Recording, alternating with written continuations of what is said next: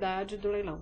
Então, se ele tinha um imóvel de 500 mil, que foi arrematado por 100 mil, 102 mil reais, é possível que isso tenha acontecido porque a avaliação do processo, a avaliação do imóvel no processo devia estar baixa. Então, vamos supor, a avaliação do processo era antiga, estava avaliado em 200 mil reais, caiu 30%, 40%, foi para 100 e poucos mil reais, e aí, de fato, ele teria esse acontecimento. Ou pode ser que tenha acontecido isso ainda em fase de leilão presencial. Mas nada implica que ele tente uma nulidade caso seja arrematado por um valor vil. Então, o bem também não pode ser arrematado por valor vil, né? Esses dias eu recebi na empresa um bem que estava com uma ordem de depreciar 60% do valor no momento da segunda praça.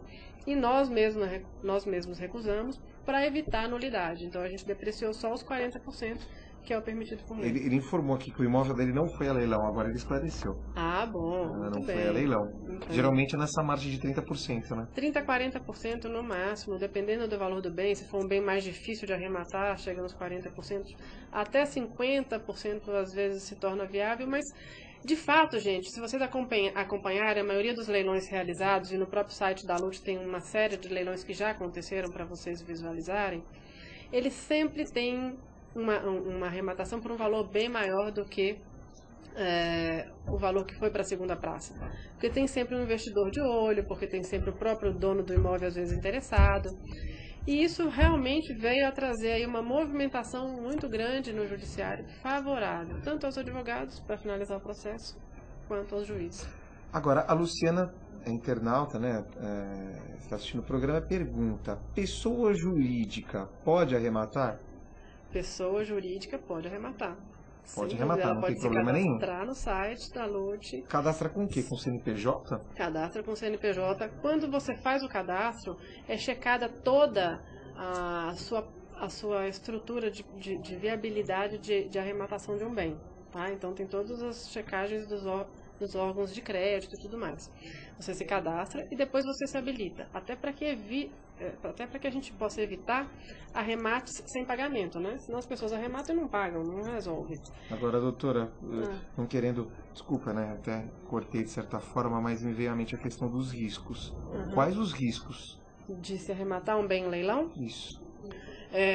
A gente precisa analisar muito antes de arrematar um bem em leilão qual é a realidade daquele bem, né? Quais são os débitos, se é débito de IPTU, débito de condomínio que levou o bem a leilão, se é outro tipo de débito. Geralmente os débitos são de IPTU ou de condomínio.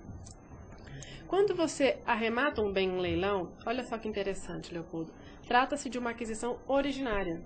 E como aquisição originária, o valor que você pagou para o juiz serve para quitar todos os débitos. Interessante. Então, quais são os riscos? Os riscos são de você arrematar um bem que, por exemplo, tem um inquilino lá dentro. Então, você arrematou um apartamento, o apartamento tem um inquilino. Maravilha. Você tem que tirar o inquilino. É uma ação de emissão na posse. Se você tem, por exemplo, dívidas fiscais em outros processos, é importante que seja chamada para este processo aqui todas as demais penhoras ou demais dívidas da empresa para aquele momento seja pago. Agora vou ser direto. O pagamento dentro daquele período do lance garante que aquele imóvel será meu? Porque eu acho que é a pergunta de qualquer um que provocar o judiciário para que o leilão seja transmitido de uma forma eletrônica. Existe a garantia? Será meu? Não. Por quê? Porque no momento em que você dá o lance, você ainda depende de o juiz assinar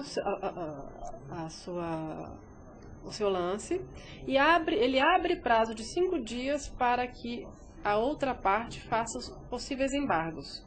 Se a parte não embargar, ele é seu. Ocorre que ela só consegue embargar se há alguma nulidade no processo. Por isso que a gente toma muito cuidado com nulidade.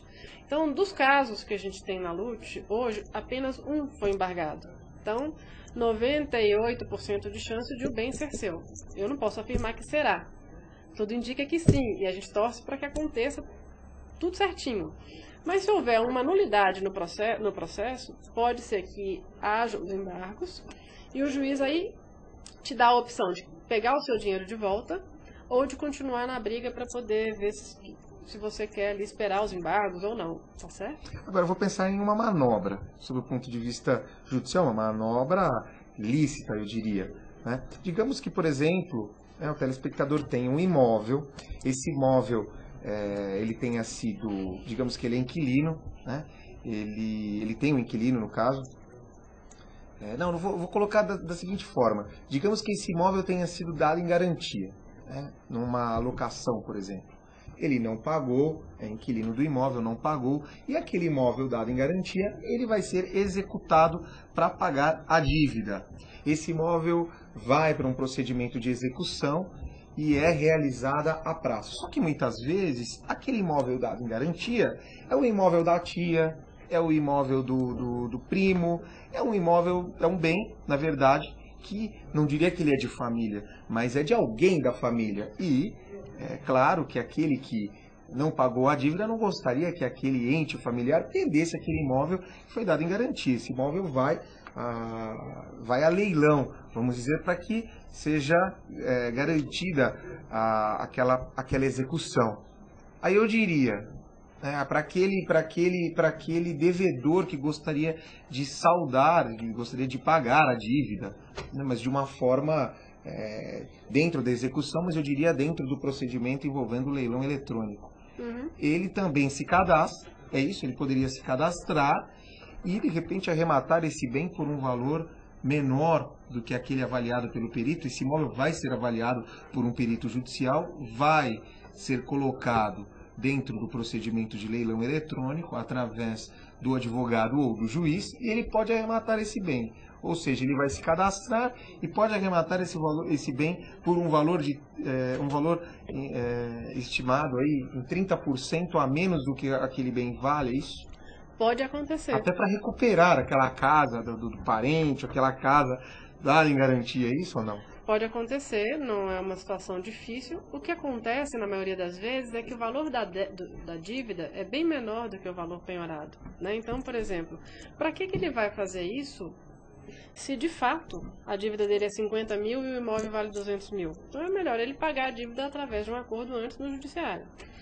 Se, no entanto, claro, você é meu tio, você está perdendo sua casa, eu estou vendo que você vai ficar numa situação ruim, e eu quiser arrematar, eu sou sua sobrinha, eu tenho toda a liberalidade de arrematar para mim e te deixar usar a casa. Não tem nenhum problema. Eu sou um arrematante normal, independentemente de ser sobrinha dele ou não. Então eu vejo com muito bons olhos este assunto. Inclusive, gostaria de mandar um beijo para a internauta Luciana, que está nos assistindo. Inclusive, é uma internauta extremamente importante, porque ela deu origem a esse nome Lute. Muito interessante. Porque acredito eu que seja a Luciana Lulute. Ela não se identificou como Lulute, mas se for, ela poderia se identificar. E quando a gente teve a ideia de colocar um nome, foi uma homenagem ao apelido dela de Lulute. Então, que deu muita sorte, por sinal. Muito obrigada a você, Lulute. Então foi o Lute dela. Muito interessante. Aqui o folder ele fala sobre as vantagens para o judiciário. Então, ele fala em agilidade processual, alto índice de leilões positivos, evita-se um conluio, ou seja, o conluio seria aquele acordo entre advogados da parte. Isso, olha, você vai dar o lance de tanto, eu só vou dar o lance de tanto, então a gente vai fechar em tanto. Então isso evita, porque você não tem como segurar uma máquina de 2, 4 milhões, 6 milhões de pessoas que estão visualizando aquele leilão. Então, de repente, você pode até estar tentando dar pouca visibilidade, mas você não consegue, porque uma vez que o leilão sobe, ele entra na internet, gente. Não preciso nem explicar o que isso ocasiona. Fora que são enviados uma série de mailings para vários dos investidores que já estão acostumados com o leilão eletrônico. Eles recebem mailing da Lute semanal, mensal. Alguns investidores preferem tentar fazer a arrematação lá da nossa sede. Então, se alguém tiver interesse de garantir o processo, porque não sei mexer direito no computador, vai fazer o lance lá da Lute, entendeu? Não tem esse problema. Você pode tentar, e aí algum membro da nossa equipe vai te direcionando. Olha, você tem que apertar aqui, precisa clicar aqui, vou te habilitar, me dá os seus dados que eu preciso te ajudar a te habilitar. Então a gente tem toda uma estrutura operacional para te ajudar a conseguir não só dar o lance, como nomear um bem seu, se você for um advogado, a leilão, como também, se você for um juiz, todas as instruções através do provimento do Tribunal de Justiça, como nomear uma empresa para fazer o leilão eletrônico judicial. Redução de custos para aquele que dá o lance ou também para aquela parte do processo? Para aquele que dá o lance, existe a redução de custos ou redução de custos até para o próprio judiciário? Redução de custos para o judiciário, porque a máquina do judiciário, a gente estanca, né? A gente dá um stop em todo o processo que demoraria aí mais 1 ano, 2, para finalizar através de um leilão presencial ou vários leilões negativos. Eu recebo processos hoje, para vocês terem uma noção, que a primeira tentativa de leilão foi do ano 2000. Já houveram 4 tentativas de leilão. Então, a primeira em 2000, a segunda em 2003, a terceira em 2005, a quarta agora em 2011. Poxa, 10 anos para tentar leiloar um bem. Entendeu, Leopoldo? Isso é o atraso no Poder Judiciário. Isso é uma postergação do dinheiro público. Então, na prática, isso precisa ser realmente utilizado. Não só precisa, como a própria reforma do Código de Processo Civil já prevê a obrigatoriedade do leilão eletrônico judicial. Então, se aprovada a reforma do Código de Processo Civil, provavelmente esse será um instrumento obrigatório pelos advogados e pelos juízes. Agora, assim como o nosso programa é visualizado, né, ele pode ser visto por internautas do mundo inteiro, eu gostaria de saber o seguinte: o site da LUT, por exemplo, para quem quer dar lance, nós temos aí uma ampla variedade. Será que seria dessa forma? Ou seja, eu posso leiloar bens desde de diversos estados e de qualquer região desse Brasil, é isso? Exatamente. Inclusive, só contextualizando como estamos em âmbito nacional com relação a este assunto, São Paulo foi pioneiro, claro. Então, no estado de São Paulo, todo o leilão eletrônico judicial já é possível. O segundo estado que criou o provimento para o leilão eletrônico judicial foi o Mato Grosso do Sul, e agora mais 2 estados do Nordeste estão habilitando. Fora esses 4 estados, nenhum outro estado ainda tem essa previsão. No entanto, a gente já identifica alguns bens de outros estados sendo arrematados pela LUT ou por outras empresas. Por quê? Porque o juiz de lá quer arrematar um determinado bem, então um juiz de outro estado que ainda não tem os provimentos, quer arrematar um bem e usa o leiloeiro do estado com a tecnologia de divulgação da LUT, por exemplo. Infelizmente chegamos ao final do nosso programa, né?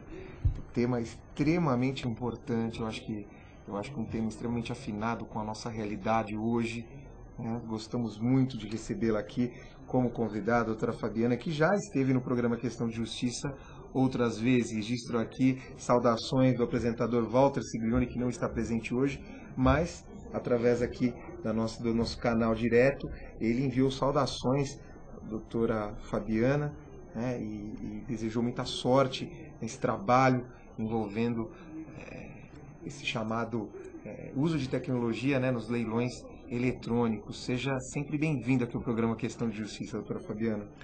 Muito obrigada, Leopoldo. Muito obrigada, Walter, pela oportunidade de estar aqui novamente. Obrigado a todos vocês, internautas. E estou à disposição para quando precisarem. O meu e-mail é fabiana@lut.com.br ou fabiana@lopespinto.com.br, que é o meu sobrenome. E chegamos ao final do programa Questão de Justiça. Nós voltamos na próxima terça-feira com um tema diferente, voltado a este mundo do direito. E você que não conhece a LUT ainda, né, acesse aí o site da LUT, é o www.lut.com.br. Não esqueça do site do programa Questão de Justiça, é o www.questãodejustiça.com.br. Até a próxima terça-feira.